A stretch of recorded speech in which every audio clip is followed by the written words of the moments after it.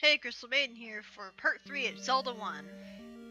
I don't really like the way I don't like the color of the floor. I don't like the shade of yellow it is. The keys are kind of annoying because they fly all over the place in 8 directions, mind you.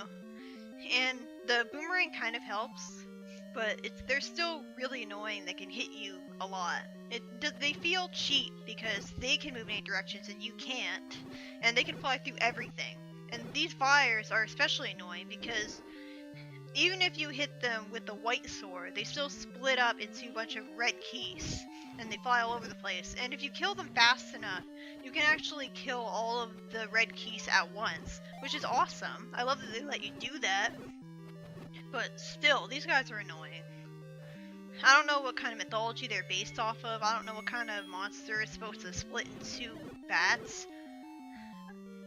I have some doubts that this is actually an original concept to Zelda, because nothing's ever original anymore. Humanity has existed for thousands of years. There's really no such thing as an original idea all by itself anymore. Yeah, and you can use the candle to attack enemies too, but only once per screen. And the candle is mandatory to beat the game because you need it to light up dark rooms. And even if you played this game as much as I have, there's some dark rooms that are impossible to navigate if you don't light them up first, because there's so much stuff in them. And I haven't memorized this game. I've come close to it. I've memorized the overworld, but I haven't memorized all the dungeons. And the reason that you don't necessarily need to light up the dark rooms is because you can see your character in dark rooms, and you can see the enemies as well. They're all perfectly lit up. Apparently their bodies produce light that somehow doesn't light up the room above them somehow. I'm not really sure how that's possible. The arrows actually cost rupees to use. Apparently, Link just takes his rupees and splits them in half and uses them as arrowheads, instead of using the perfectly good arrowheads that were already on the sprites of the arrows that he bought.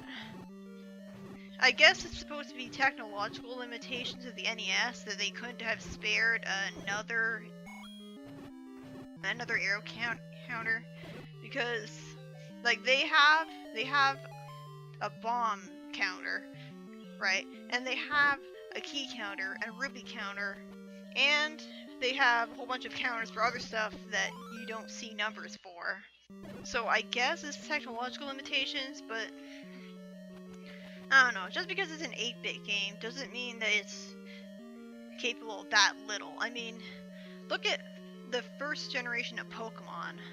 It had so much dialogue compared to this game, and it was 8-bit too. Is the original Game Boy really that much more powerful than the NES? That it can hold all that dialogue and let you do so much more and have so many different more counters than this game?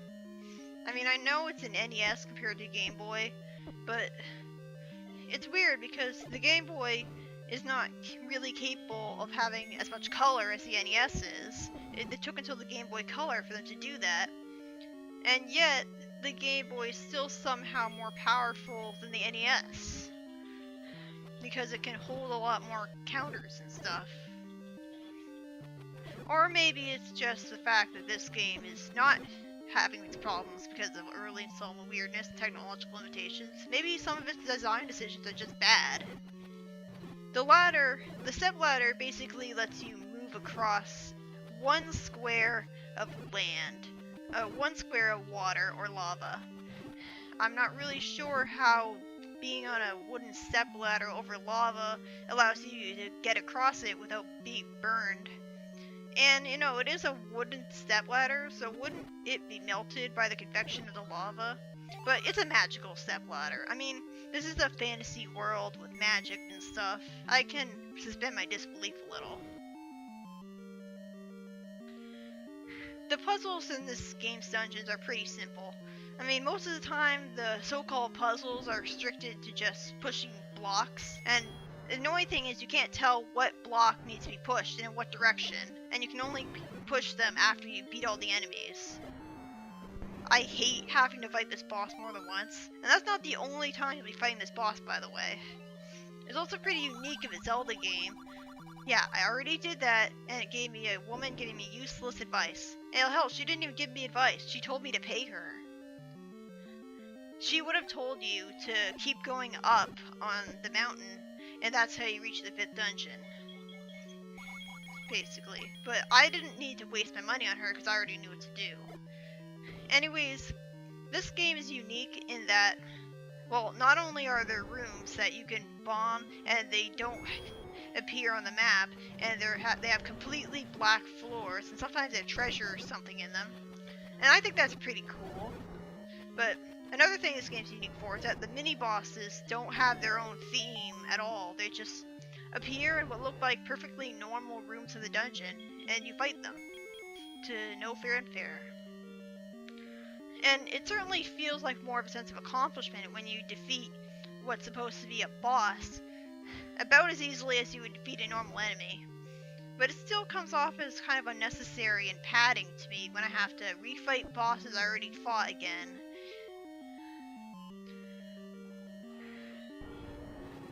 And the bombable walls of the dungeons in this game they look exactly like all the other walls too, but they're not really that big of a deal because, at least in the dungeons, you always know where the bombable walls are going to be, in that they're always at the center of the screen. They're either at the center left, the center up, the center down, or the center east. Oh god, my ears. I hate drinking potions in this game. Because, why can't you skip that? And you're forced to stand still while you're drinking the potion. This boss can be cheesed pretty easily. Although these flying heads are pretty annoying, but if you move around it carefully enough, you can avoid all of his attacks. You can cheese bosses pretty easily with the sword beam.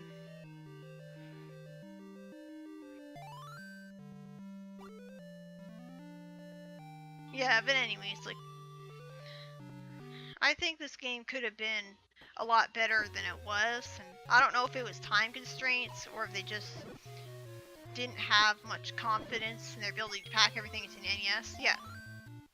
Yeah, that heart container is taunting you from the very beginning of the game.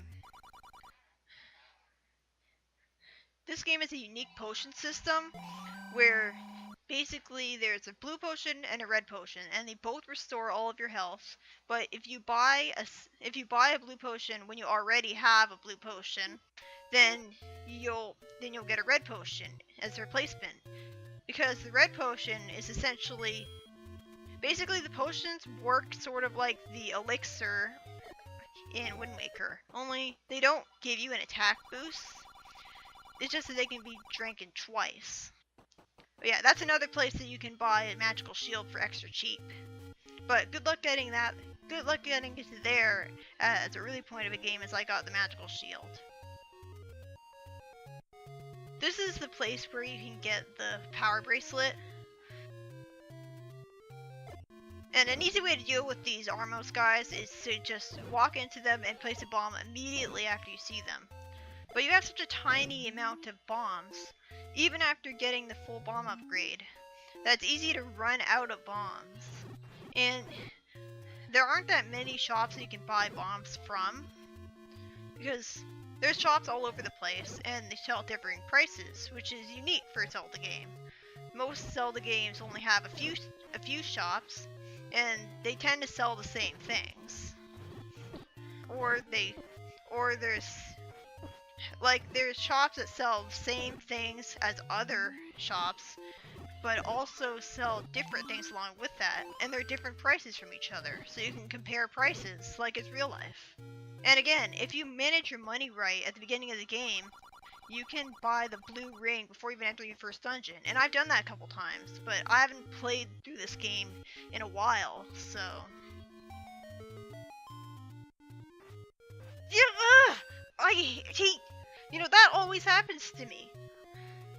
Look, I mean, you clearly saw that I had gotten rid of all of the Armos the first time I was on that screen, and the power bracelet didn't show up.